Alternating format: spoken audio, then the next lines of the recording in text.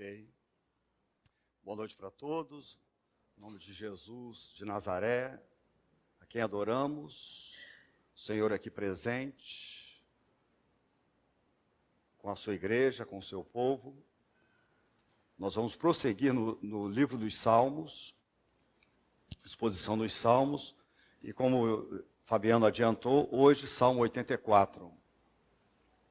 Salmo é muito especial para a minha vida, porque eu, quando fui convidado para conhecer a Igreja dos Cavaleiros, eu preguei este salmo.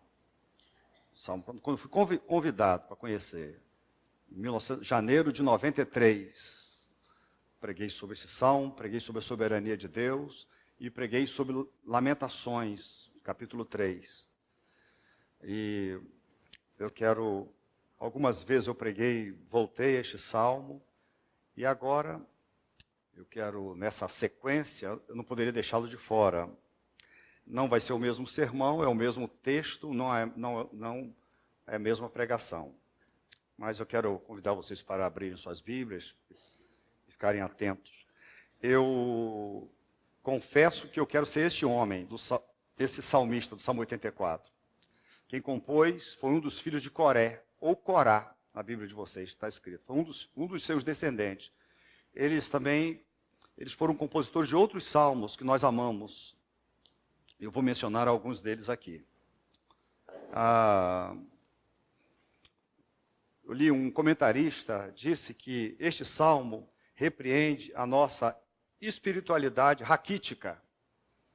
Raquítica. Eu fiquei, gente... Meu pai dizia sempre para mim que eu era raquítico. Você está raquítico demais. Papai sempre dizia isso.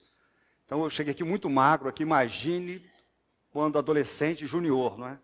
Então dava para contar as costelas. Então quando fala repreende a nossa fé raquítica, a nossa fé fraca, pequena. Então nós vamos dividir esse salmo de acordo com a sua estrutura natural. Olha aí, tem uma estrutura. Algumas Bíblias... Ele tem, no final do versículo 4, uma palavrinha escrito Selá. E também no final do versículo 8, Selá. Em alguns está traduzido como pausa. Na verdade, nós não sabemos o significado dessa palavra. Pode ser uma ênfase. Às vezes, naquele momento, entrava algum instrumento, porque eles cantavam esse salmo. Podia ser uma ênfase. Também uma entrada de algum instrumento especial poderia entrar naquele momento. Talvez eles ficassem em pé nessa hora, quando eles cantassem, eles ficavam em pé na hora que eles iam cantar justamente esse trecho, onde está essa palavra, ou, de fato, uma pausa na música. Então, do versículo 1 ao 4, nós temos a motivação correta para o culto. Nós temos o prazer de estar na casa de Deus. De 1 a 4. Era um salmo de um peregrino. Ele não morava em Jerusalém. E como nós, quando estudamos os salmos de romagem, os judeus, nas 3 grandes festas judaicas, eles deixavam diversos pontos da nação, e até aqueles que moravam em nações estrangeiras, eles deixavam... E eles rumavam para Jerusalém. Faziam aquelas romarias, enfrentando as dificuldades naturais do percurso lá em Israel. E alguns viajavam muitos dias, enfrentando o sol, um sol intenso durante o dia, e à noite também o frio. Um terrível frio, os perigos no caminho, perigos de ladrões, enfim, eles enfrentavam para cultuarem a Deus lá em Jerusalém. Então, ele começa a dizer, esse salmista, o seguinte: como é agradável o lugar da tua habitação, Senhor dos Exércitos. Como é bom. Então ele está peregrinando para o templo, para cultuar a Deus, para oferecer sacrifícios. Mas aqui existe uma expectativa antes da chegada, talvez até os planos, ele fazendo planos, ele contando os dias para chegar aquele momento. E ele diz que o lugar onde o templo, a habitação de Deus, a casa de Deus, como eles chamavam, é um lugar muito aconchegante, muito agradável. Como é agradável o lugar da tua habitação. Na verdade, não era o lugar onde Deus morava, mas era o lugar onde eles cultuavam, simbolizava ali a presença de Deus no meio do povo. Mas nós sabemos que nem o céu dos céus podem conter a Deus, quanto mais um templo, por maior que ele seja.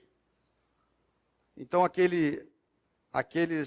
aquela pessoa, aquele peregrino, ele ia para o lugar da adoração. Para ele era uma experiência apaixonante. O versículo 2 vai falar sobre isso.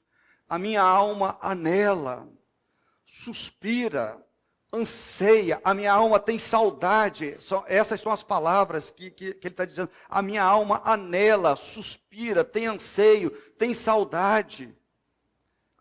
E até desfalece pelos átrios do Senhor, pelos aposentos do templo, pelo pátio do templo. O meu coração, o meu ser interior, a minha mente, a minha vontade, as minhas emoções e o meu corpo cantam de alegria, exulta, grita ao Deus vivo. Então, ele está falando do seu coração, da sua alma e também do seu corpo. O seu ser inteiro estava tomado de profunda saudade de Deus. Aquela expectativa de ir ao templo, eu vou me encontrar com Deus. Lá é o local de adoração. Lá é o local escolhido para adorar a Deus. Então ele fazia, e todo o seu ser estava envolvido naquela expectativa feliz. Então ele ansiava apaixonadamente pela experiência que nós estamos vivendo agora. O culto, né? Nós viemos aqui para adorar a Deus. E ele tinha, se ele vivesse os nossos dias, ele estaria já muito ansioso, né? À tarde, talvez às 2 horas da tarde, 3 horas da tarde, já ansiando por esse tempo. Mas durante a semana, essa reunião, ele seria o ponto alto da vida dele. Cultuar a Deus com os seus irmãos. Então, muitas vezes, a gente pode usar várias ilustrações, eu já usei várias, mas eu lembrei da minha expectativa, porque eu fiquei noivo de Fernanda, não morava Fernanda, fiquei noivo e tinha que ir para Tabu, longe, na roça, estrada de chão, pegava asfalto, estrada de chão, mas eu saía daqui, minha folga, Rafael, segunda-feira, então eu tinha que sair daqui no domingo à noite.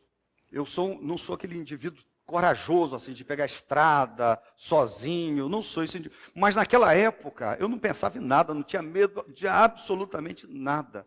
10 horas, alguns irmãos, pastor, não faz isso, vai amanhã de manhã, mas não, eu tinha que aproveitar o tempo. Eu queria aproveitar, eu queria estar com ela, naquele dia ainda, então eu saí daqui às 10 horas, 22 horas, saía daqui, não é? E eu passava o vexame, hoje eu não sei como eu fazia isso, porque eu não tinha carro, não tinha ônibus, então eu usava carro emprestado. Então eu usei carro emprestado da igreja inteira, entendeu? Hoje eu não tenho coragem, não sei como eu fiz isso, mas às vezes chovendo, eu não me impedia, falava, o pastor não vai hoje, está chovendo, assim mesmo. Eu viajava, eu me lembro que uma vez eu fui e tinha na estrada de chão, era difícil, o carro escorregando, tinha uma árvore que impedia eu ultrapassar, não tinha uma árvore atrapalhando, né? Ainda bem que naquele dia tinha um irmão da nossa igreja que foi me acompanhando. Não vou entregar o indivíduo, mas um indivíduo forte, né? Muito forte, aqui pegou, arrastou a árvore, nós pegamos, mas aquela expectativa. Então, se você lembra de alguma experiência assim, apaixonante, você tem a ideia do que se passava no coração deste homem, por causa de Deus, por causa do Senhor, por causa da adoração, por causa do culto. Então, ele sentia uma santa inveja daqueles que estão mais próximos ali da casa de Deus. Existe uma santa inveja, até dos pássaros, porque ele diz no versículo 3, até o pardal achou um lar, e a andorinha um ninho para si, para abrigar os seus filhotes. Um lugar perto do teu altar, ó Senhor dos exércitos, meu rei e meu Deus. Até as aves encontraram um lugar, um abrigo, para estar junto aos altares. Então ele percebia que as aves conseguiram entrar, fazer ninhos, e ele naturalmente, em vezes anteriores, ele ficava observando os animais, os pássaros voando ali. Ele dizia, que inveja. Eu queria ter essa experiência, eu queria estar aqui, eu queria estar porque eu queria estar perto do meu Deus, do Deus vivo, do meu rei. Então, essa era a experiência. O versículo 4 também ele continua falando da inveja dele. Como são felizes, bem-aventurados, os que habitam em tua casa, louvam-te sem cessar. Os funcionários do templo. Então, hoje em dia ele ficaria com inveja de Jorginho. Falar, Jorginho, Lelê, Marlizinha. Não é? Falou assim, se eu pudesse, dar um tombo de Jorginho, né? Pastor, vai me contratar para eu ficar lá, para trabalhar. Então, seria mais ou menos isso. Ele tem inveja, até das aves. Eu queria estar lá. Judaica, como eu desejo. A revelação que ele tinha na época, no Velho Testamento, é assim que ele pensava. Eu queria estar lá. Então, o foco do peregrino não era o prédio, e nem os utensílios do templo, e nem mesmo a comunhão dos crentes. O seu foco era o próprio Deus. Então, são 14 referências ao nome de Deus. Eu separei aqui para a gente. Então ele diz assim, falando nesse salmo, são 14 referências. Ele se dirige a Deus como o Senhor dos exércitos 3 vezes. O Senhor dos exércitos é aquele que tem o poder e a autoridade. Aquele que dá ordem aos seus exércitos e os seus súditos, os seus soldados cumprem. O Senhor, ele tem anjos ao seu dispor. Os astros obedecem a Deus. Israel nas guerras também. Então ele é o Senhor dos exércitos. Por 2 vezes ele se refere a Deus como o Senhor. Ele é o Senhor. Ele é aquele a quem devemos servir. Ele vai dizer no versículo 2 que ele é o Deus vivo. Ele adora a um Deus vivo, que tudo pode fazer. Eu lembrei lá de Timóteo, capítulo 3, 14 e 15, quando o apóstolo Paulo escreve ao pastor de Éfeso, Timóteo, diz o seguinte, escrevo-lhe estas coisas, embora espero ir vê-lo em breve, mas se eu demorar, saiba como as pessoas devem comportar-se na casa de Deus, que é a igreja. É a igreja do Deus vivo, coluna e fundamento da verdade. Então nós servimos a um Deus vivo, e aquele salmista também dizia, não, é o Deus vivo. Existem deuses, falsos deuses, as nações. Alguns israelitas servem a falsos deuses, mas eu sirvo ao Deus vivo. Quando eu vou ao templo para adorar, não é algo em vão, não é algo inventado, não é algo que vai trazer assim, um alívio à minha consciência religiosa. Não, é o Deus vivo. Eu vou para me encontrar com Ele, para ter comunhão com Ele. No versículo 3, ele diz, ele é o meu rei, aquele que realmente manda em mim. No versículo 3, 10, ele diz que ele é o Deus meu. Então ele tinha um relacionamento pessoal, o único a quem adoro. Ele não é um Deus distante, ele está presente, embora ele seja tão grande, mas ele é meu amigo. Salmo 46, 1 e 2. Também dos filhos de Coré, diz, Deus é o meu refúgio e fortaleza, socorro bem presente na angústia, pelo que não temeremos, ainda que a terra se mude, ou que os montes se projetem para o meio dos mares. Ele diz, ele é Deus, 2 vezes, ele vai dizer, Senhor Deus dos exércitos, Deus de Jacó, Senhor Deus, são 14 referências diretas a Deus. Queridos, ele tinha então assim esse desejo de estar com Deus. os mesmos filhos de Coré, eles foram os compositores do Salmo 42, que me lembra do Salmo 84, quando ele diz: como a corça, que é um animalzinho, anseia por águas correntes, porque ela vivia em lugares altos e desertos, mas ela anseia por água. A minha alma anseia por ti, ó Deus. A minha alma tem sede de Deus, do Deus vivo. Quando poderei entrar para apresentar-me ao meu Deus? Quando irei ao templo? São os mesmos autores. A minha alma, ela só se satisfaz em Deus. A minha alma tem sede de Deus. Também, para chegar, ele é um peregrino. Então ele tem aquela expectativa do culto. Mas para chegar ao local do culto, ao templo, ele tem uma caminhada. E nem sempre essa caminhada é fácil. Muitos israelitas sofriam nesses caminhos. Eles demoravam muito tempo para chegar, muitos deles, 15 dias viajando a pé, com a ajuda de animais, levando crianças. Era complicada a jornada deles, mas eles iam com alegria. E trazendo um pouco para cá, para que eu lembro que a gente tem que tirar o chapéu para muitos irmãos que moram longe aqui da igreja, moram longe da igreja. Os irmãos que moram no Vale Encantado. Alguns hoje têm carro, mas quando eu cheguei aqui eram poucos carros. E as pessoas dependiam de um ônibus, vinham a pé. E eu lembro de Dona Leia, que ela, a mãe do Adiel, não é? A mãe do Adiel, ela era a primeira a chegar aqui na igreja, Dona Leia.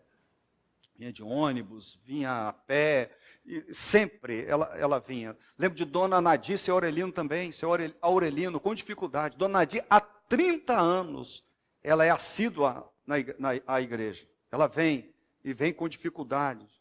Então, esses irmãos são admiráveis. Eu lembro da irmã Adenilte. A irmã Adenilte mora em Rio das Ostras, num lugar muito difícil para atravessar a pista, lá no Âncora, e ela vem. Eu não sei se ela está aqui hoje. Ela vem, aí ela tem que pedir carona, ela pede a um, pede a outro, ela vem sem saber como vai voltar para casa.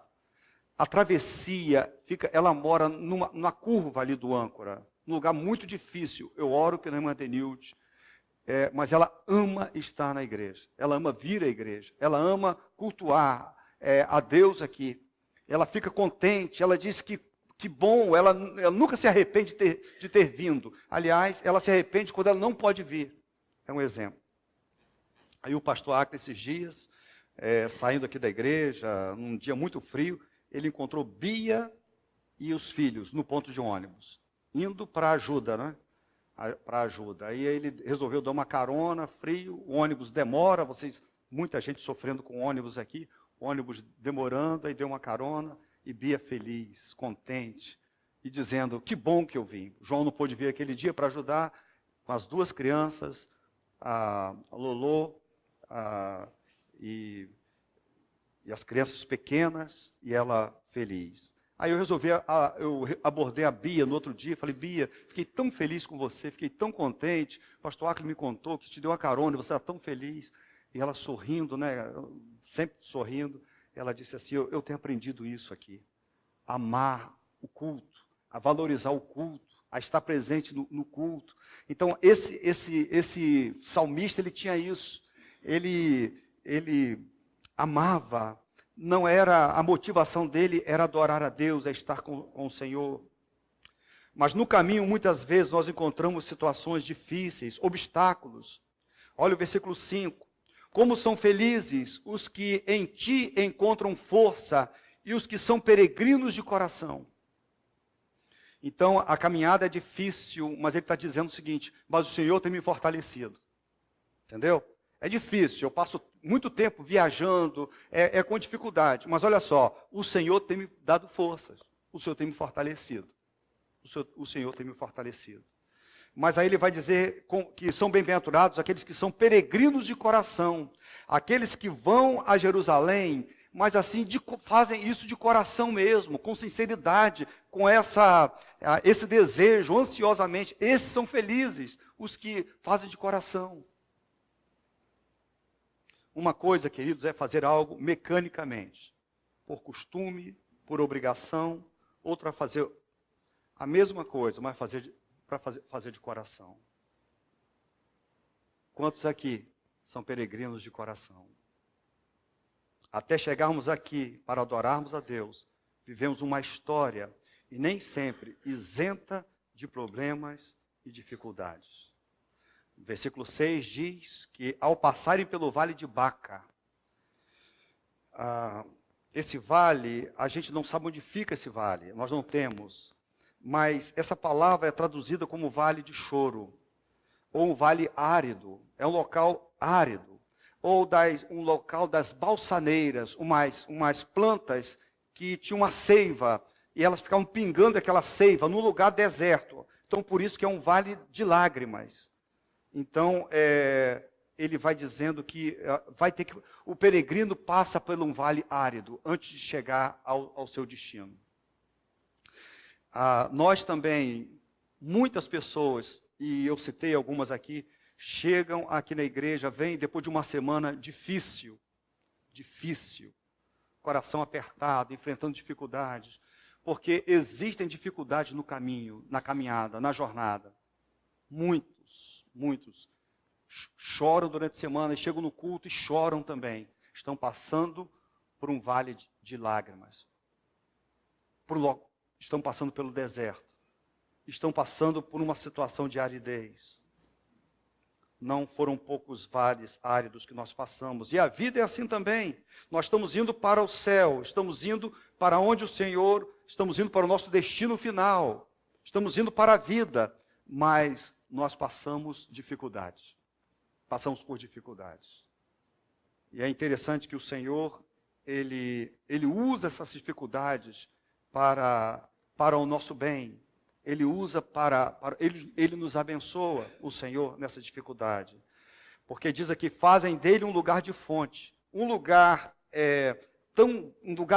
desértico, um lugar sem água, mas Deus muda a situação. De repente, aquele lugar se torna num manancial. As chuvas de outono também enchem as cisternas. Então, nós passamos por dificuldades, mas nós não vivemos nas dificuldades. E entendemos também que as dificuldades na vida, Deus está trabalhando na vida da gente. Um pastor muito querido meu disse que Deus tem assim um quê de gaúcho.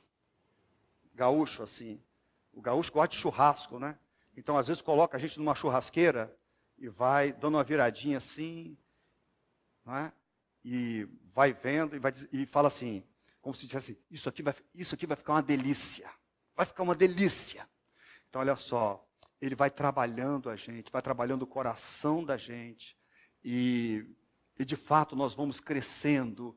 E depois nós nos tornamos abençoadores, mais felizes, mais contentes. Deus lidando conosco, trabalhando em nós através do sofrimento. O sofrimento não é para o nosso mal.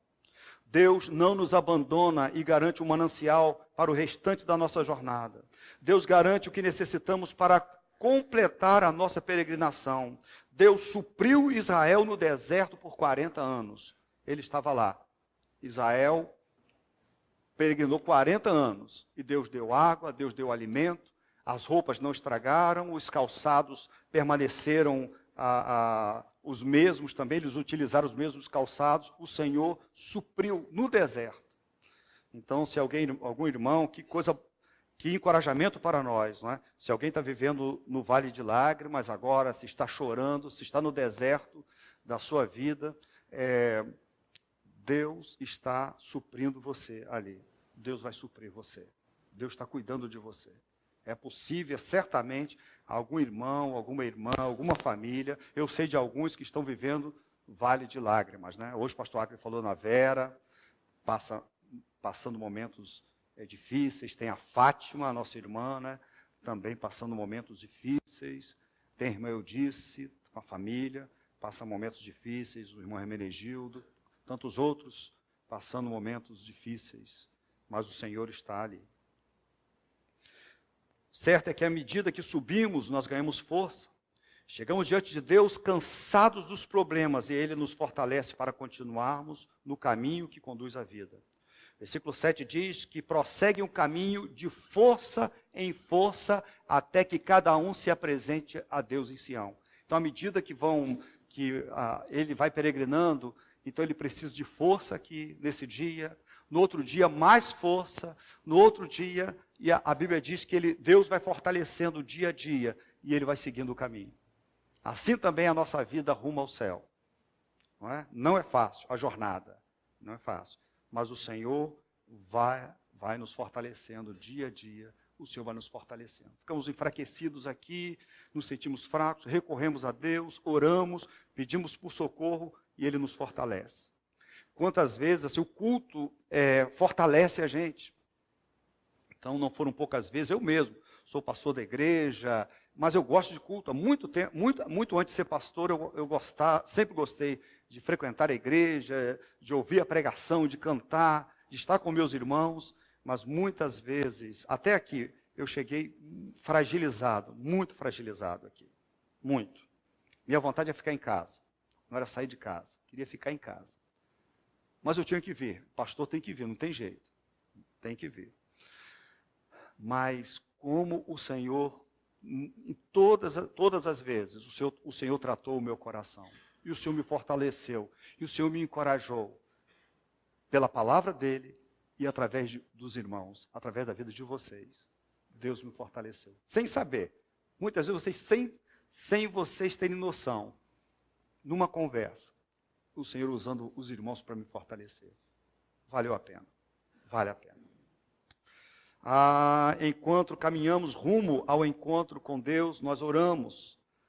Versículo 8 diz: ouve a minha oração, ó Senhor Deus dos exércitos, escuta, ó Deus de Jacó. Então o peregrino, ele orava, e ele pedia a Deus. Ele no templo, ele congregava, ele cantava, ele oferecia sacrifícios, e ele orava. Terceira parte, e última parte do Salmo. Ele agora está na presença de Deus. Terminou a peregrinação. Ele agora está na presença de Deus. Ele agora é um tempo para ele louvar a Deus. Um tempo para a oração e intercessão. Versículo 9. Olha, ó Deus, és nosso escudo. Trata com bondade o teu ungido. Então ele diz, o Senhor é o meu protetor. Eu cheguei aqui seguro. O Senhor me protegeu. É o meu escudo. A caminhada foi difícil, foi uma caminhada perigosa, mas eu cheguei para adorar. O Senhor foi o meu escudo. Ele diz, e ele trata com bondade o teu ungido. Ele ora pelo rei. Por que ele ora pelo rei? Porque ele ama aquele lugar, ele ama o templo. E para que o templo haja adoração e aquele lugar esteja de pé, depende da fidelidade do rei. Se o rei foi infiel, como tiveram muitos reis de Israel infiéis, e por isso esse templo que ele ia adorar, ele foi destruído por causa da infidelidade do rei e consequentemente do povo, ele então orava para que Deus sustentasse o ungido, sustentasse o rei, que o rei tivesse juízo. Então ele orava pelo rei. Ele orava pelo rei. A continuidade da casa dependia do rei e da estabilidade do seu reino. Também há um tempo para reconhecer que melhor lugar não há. Aí eu vou precisar dos matemáticos aqui. Tem matemáticos aqui. Pastor Acre é matemático, Joel, tem outros irmãos que são matemáticos aqui. Mas olha só, ele diz, versículo 10, melhor é um dia nos teus átrios do que 1000 noutro lugar. Prefiro ficar à porta da casa do meu Deus, habitar nas tendas dos ímpios. Então, olha só, melhor um dia nos teus átrios, um dia de adoração, é melhor do que 1000 em outras partes, em outro lugar. O melhor lugar é o templo. O melhor lugar é o local de adoração, onde eu adoro Deus, adoro o Senhor. Então, a gente podia fazer essa matemática aí. Nós vamos ficar aqui 1h30, vamos pensar 1 hora, né? Quanto tempo equivale a isso? Quanto que nós ganhamos aqui nessa 1 hora? Equivale, nessa matemática, nessa proporção aqui. Entendeu? Mas essa conta pode ser para a próxima pregação. Mas que grande investimento de tempo é esse, o tempo que nós passamos aqui. Que tempo? É o melhor lugar para a gente estar mesmo, não é? Eu sei que tem outras propostas, tem um festival de gastronomia, né, na praia aqui, tem outras situações, e tem pela manhã, quando a gente vem adorar, tem a Praia dos Cavaleiros, e tem tantas outras seduções, mas nós aprendemos, eu quero ser esse homem, Deus revelou para a gente que esse é o melhor lugar para estarmos. É o lugar onde você lucra mais, onde você ganha mais, porque aqui você se encontra com o Senhor, porque aqui você está com seus irmãos, e daqui a pouco nós vamos aplicar isso. O que isso significa para nós? Versículo 11 diz, o Senhor Deus é sol e escudo. Ele vai usar duas figuras. O sol é alegria, é vida, é calor e energia. Eu dependo do Senhor como sol. O Senhor é sol. É a única vez que um salmista diz isso, que a Bíblia vai dizer que Deus é sol. É provável que ele queira dizer que o Senhor é a luz, é a minha luz. É o Senhor que me dá vida, me dá calor, energia. Também é escudo, é o Senhor que me protege completamente. O Senhor concede favor e honra, não recusa nenhum bem aos que vivem com integridade. O Senhor é um Deus doador, é abençoador. O versículo 12, ele termina então, ó Senhor dos exércitos, como é feliz aquele que em ti confia. 3 vezes ele vai falar sobre, são 3 bem-aventuranças neste salmo. 3 bem-aventuranças nesse salmo. Como é feliz a pessoa que confia no Senhor. Está vendo, Serginho? Então você quer ser feliz na vida? Quer ser feliz? Você já é feliz? Né? Quer continuar feliz? Confie no Senhor. Entendeu, João Pedro? Como diz o pastor Arkley, viu Samuel, Raquel, olha aí, viu Yasmin? Confia no Senhor. Quer ser feliz? Confia no Senhor e a gente vai ver o que significa isso. Quais são as aplicações que nós temos desse salmo? Como que a gente vai trazer esse salmo agora para nós, para a nossa realidade? Agora, bom, a primeira é, o que estamos fazendo aqui agora? Essa é uma coisa. Você saiu da sua casa, você vê, o que você está fazendo aqui agora? Se alguém te perguntar, se os seus filhos te perguntar, o que você veio fazer? Saiu e veio pela manhã, veio agora, está planejando vir aqui no próximo domingo, o que você vem fazer aqui? Você vem adorar a Deus, como peregrino. Ele vai você vem primeiramente para se encontrar com Deus, juntamente com seus irmãos. Então é isso, nós viemos aqui para adorar a Deus. Entendeu? Tem outras coisas que, por tabela, outras coisas que são boas, são abençoadoras, mas principalmente nós viemos aqui para adorar a Deus, para servir a Deus, para agradecer a Deus, e nós fazemos isso cantando, orando e ouvindo a palavra de Deus. Ouvindo a palavra. Qual deve ser a nossa motivação para comparecermos aqui? Esse é um questionamento. Qual deve ser a nossa motivação? E como eu estou na igreja há muito tempo, eu conheço algumas motivações. Tipo, eu gosto da igreja porque lá é uma reunião agradável. Eu gosto da música da igreja. Vi muita gente vindo aqui por causa da música. Tem gente que vem aqui uma vez por ano para ouvir o coral. Ouvir o coral. Vai começar um ensaio. Ele vem uma vez no ano para ouvir o coral. Eu gosto da música. Eu estou escalado para trabalhar. Isso é a maior vergonha que acontece aqui nos Cavaleiros. Infelizmente, não sei se acontece ainda. O indivíduo, ele é membro da igreja, mas ele tem uma função aqui na igreja. Mas ele vem naquele dia para trabalhar. Ele está no portão, ele está no ministério infantil. Eu não posso faltar, porque agora eu vou para trabalhar. A motivação dele é essa. Então, nós tivemos casos aqui de alguém só vinha para isso. Era uma vez no mês que ele tinha uma responsabilidade, então ele vinha uma vez no mês, ele vinha para trabalhar. Isso é uma vergonha. Eu fico muito envergonhado com isso. Dá vergonha. Ainda bem, o que me alivia é o seguinte, que o pastor Arkley pastoreia comigo. Porque eu poderia pensar, não, o problema sou eu. Entendeu? Sou eu. eu não consigo ensinar, eu não consigo... O pastor Acre, quando veio para cá, e ele é maravilhoso, o pastor Acre, para ensinar, para pregar, fiel. Então, agora nós dois, aí eu fico pensando, não, o indivíduo não me ouve, mas não ouve o pastor Acre também. Aí eu estou mais tranquilo, o problema não sou eu. Entendeu? Nem o Acre. Eu trago o meu filho para a escolinha. Meu negócio da igreja é o seguinte, aqui tem uma escolinha, eu ouço muito isso aqui. Eu gosto dessa igreja porque tem uma escolinha aqui para o meu filho, então eu trago para a escolinha. Isso é legal. É uma motivação também. Motivação errada, né? Tomara que esses que trazem o filho para... Tem motivações erradas, encontrem o caminho certo.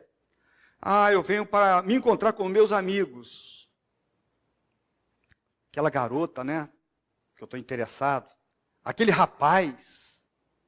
Então a motivação é só, eu quero ir para a igreja, você arruma cedo? Não, tem uma menina lá que eu estou de olho, eu tenho um rapaz, eu não posso perder, entendeu? Eu não posso perder essa oportunidade, né, de ser notado, é uma tradição familiar. O meu avô era crente, o bisavô também, os meus pais, nós temos o costume de vir à igreja. Será que existe isso? Existe. A pessoa vem porque está acostumada, é uma tradição. Alguém disse que é cultural. Faz parte da minha cultura. Eu vou lá também para receber uma bênção. Muito disso, pastor, fui na sua igreja lá e recebi uma bênção. Então a pessoa vem para receber uma bênção. Então é isso aí, para Deus me abençoar. Eu tenho medo de ir para o inferno. Então eu vou na igreja para aliviar um pouco a minha consciência, esse medo que eu tenho. Eu venho para satisfazer o pastor, porque... ele é enjoado, ele pega no meu pé, e eu faço a seguinte coisa, eu não posso ficar muito longe, não. Eu desapareço 2 semanas, mas depois eu tenho que ir. Alguma vez, sabe para quê? Ele precisa me ver. Entendeu? Ele precisa ver que eu estou lá. Porque ele não vai pegar no meu pé. E assim vai vivendo, né?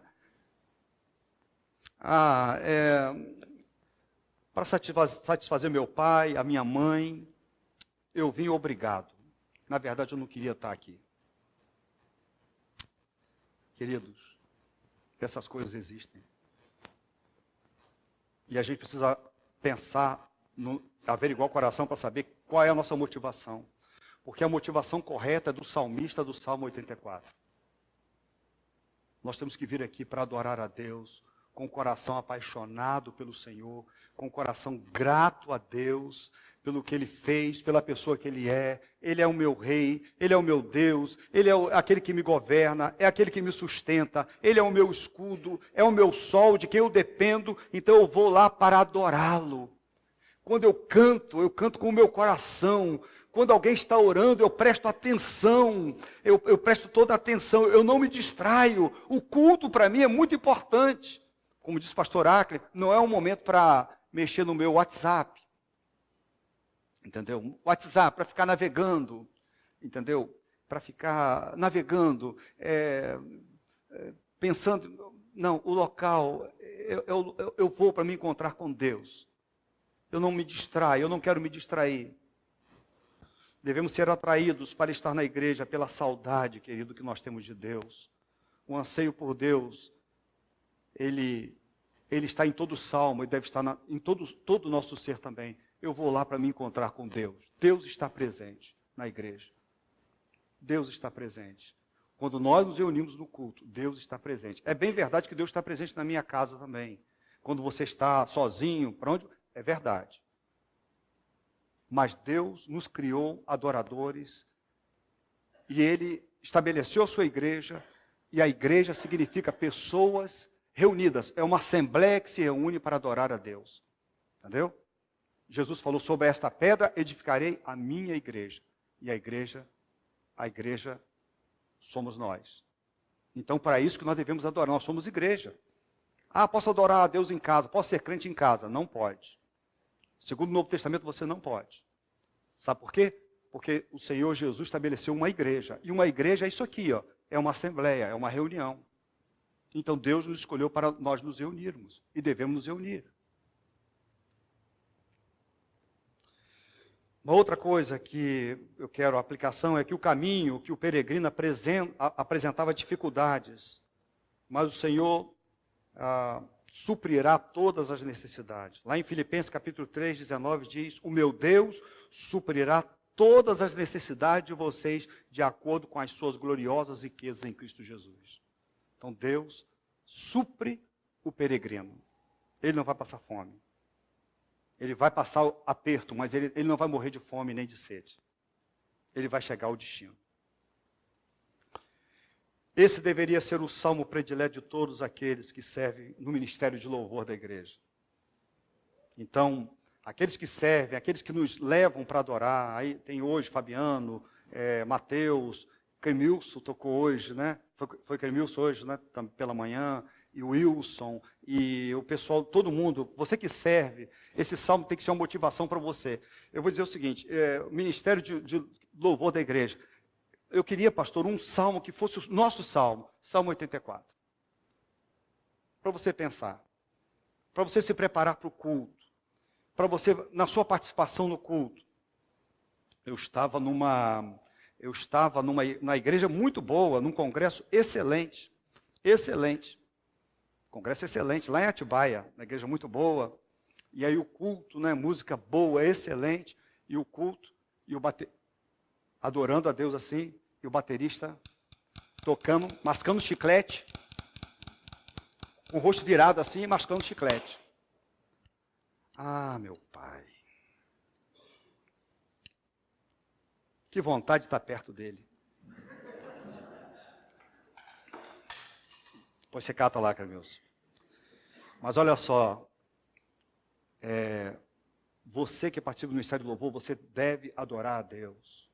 Se você não aprendeu ainda, a única pessoa aqui na igreja, por enquanto, que não pode cantar e tocar um instrumento é Nivaldo. O Nivaldo não pode, não tem como, ele é saxofonista. Mas vocês precisam tocar e cantar. E adorar a Deus cantando. Entendeu? Nós precisamos ver todo o ministério de louvor cantando os hinos. Cantem os hinos, cantem as músicas, participem do culto. Para mim, a maior tristeza, isso acontece demais. Eu era um jovem pastor, eu saía com um grupo musical, saía com um grupo, lá da Pibro. Eu saía com um grupo, Gessé, para pregar. Eu pregava, eles cantavam. E aí, tal. Aí eu pregava, e aí daqui a pouco eu chamava, vem cá, eu queria chamar o grupo para tocar a última música. Que grupo? Não tinha ninguém. Já tinham saído, não sei para quê, para ver menina, ver qualquer coisa. Mas olha, não tinha ninguém mais. Era uma vergonha. Então, assim que eu imaginava assim que a gente estava orando para assumir o púlpito, eles já saíam fora.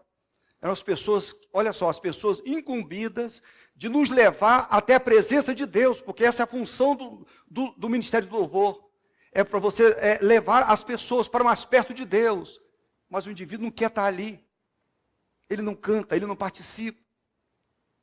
Então, o Ministério de Louvor, cante, esteja atento, seja sincero no culto, não seja um ator, tenha uma vida limpa, que você não possa se envergonhar, não tenha uma vida dupla.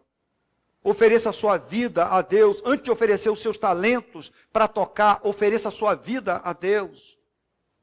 Então, é um trabalho para a gente, algo triste. Eu gosto de, quando eu olho para vocês e quando eu falo do ministério de louvor de vocês aqui na igreja, eu digo assim, eu tenho assim, a Sheila está cantando, eu estou vendo os irmãos, Fabiano, ele está dando a vida dele ali. Ele não é um ator. Assim como o pastor não é um ator. Não está representando um papel. É ele, é assim mesmo, é a vida dele. Ele não tem uma vida dupla. Não é quando ele está cantando, quando ele está falando de quebrantamento, ele está quebrantado mesmo. Está quebrantado, então ele não pode falar de quebrantamento, ele vai falar de quebrantamento, todo mundo olha, e aquela afeição da pessoa, todo mundo vai dizer, não, aquela pessoa é muito fervorosa, mas terminou o culto, ele vai com a namorada para o motel.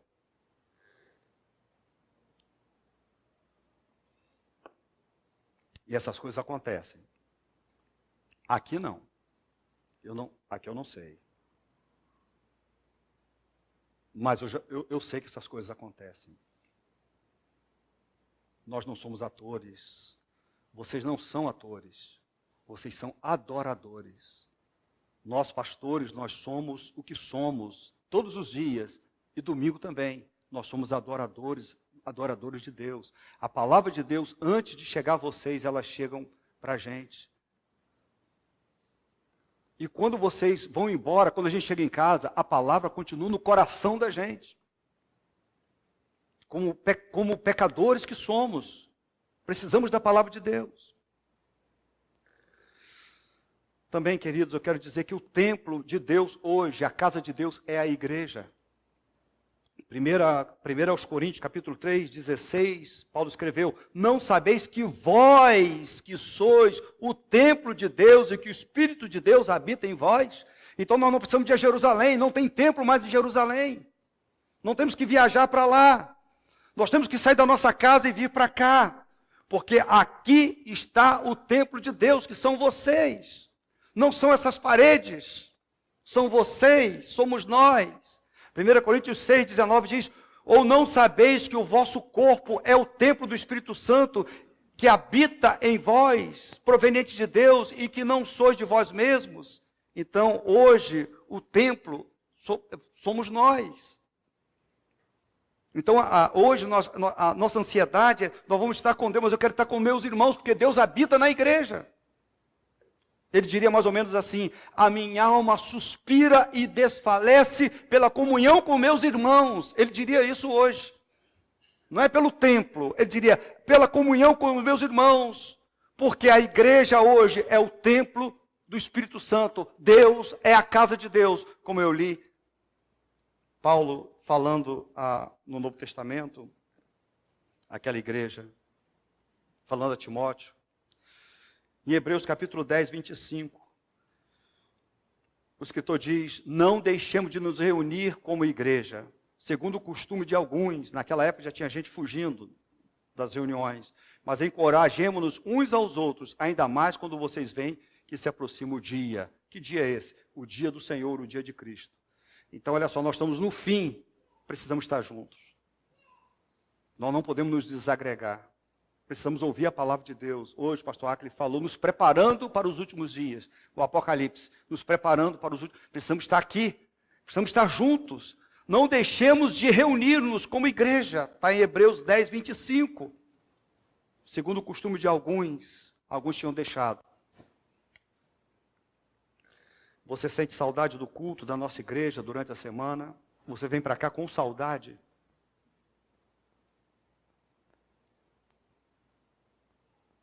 Em último lugar, a última aplicação. Você é feliz? Isso é uma pergunta. Não é se você está feliz, você é feliz. Porque é possível ser feliz. Entendeu? E Deus diz que é possível. E muita gente aqui testemunha disso. Isso é verdade. Você é feliz? Pastor, me ensina o caminho. Eu vou ensinar. Não sou eu, é o que Deus diz. Olha o versículo 4. Como são felizes os que habitam em tua casa, louvam-te sem cessar. Só a amizade com Deus, através de Jesus Cristo, pode te fazer feliz. Então ele vai falar que quem é amigo de Deus precisa ser. Você foi criado para adorar a Deus e nada vai satisfazer a sede da sua alma, a não ser o próprio Deus. Então você precisa de Deus. Você é feliz, você precisa ser amigo de Deus. Como que você vai ser amigo de Deus? Abandonando o seu pecado e confiando em Cristo como seu Senhor e Salvador. É assim que a gente é feliz. O caminho da felicidade é esse. Versículo 5 diz: como são felizes os que em ti encontram a sua força e os que são peregrinos de coração. A força que precisamos para viver está em Deus.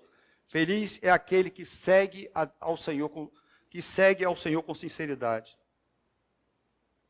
Em último lugar, versículo 12: ó Senhor dos exércitos, como é feliz aquele que em ti confia. Eu procurei todas as versões para saber, olha, o que significa confiar em Deus? Entendeu? Fui no texto hebraico também. Fui lá em Strong para ver, no texto hebraico, para ver o que significa confiar em Deus. E aí eu descobri uma coisa muito interessante, que eu vou passar para vocês. Confiar em Deus significa confiar em Deus. É isso aí. No hebraico, confiar é confiar mesmo. Nas outras versões, está dizendo isso mesmo, confiar. Então você precisa confiar em Deus como aquele que tem todo o poder e autoridade sobre a sua vida. Ele dá ordens e você obedece. Ele deve ser o Senhor da sua vida. Ele é o dono. Então você precisa confiar. Confiar em Deus é isso. Eu vou obedecer. Ele é o meu dono. Eu não me mando. Eu não vou fazer o que eu quero. Eu vou seguir aquilo que a palavra de Deus diz. Então não vou seguir o meu... Não vou seguir o meu próprio coração, o que eu vou seguir o que Deus manda para mim, o que Ele manda para mim. Eu vou seguir. Ele é o meu Deus. Porque tem muita gente boa, amigos nossos, pastor Acre, que segue a Deus da sua maneira. São nossas ovelhas. Eles são membros aqui da igreja. Mas eles seguem do jeito deles. Do jeito que eles acham, que eles querem. São nossos amigos. Nós os amamos. E eles são nossas ovelhas. Nós devemos orar por eles. Mas eles seguem da maneira que eles querem. Ok? Dá um jeitinho. Estão aqui, tem comunhão. Mas na verdade eles fazem aquilo que eles querem. Talvez se eu perguntar, você é feliz mesmo?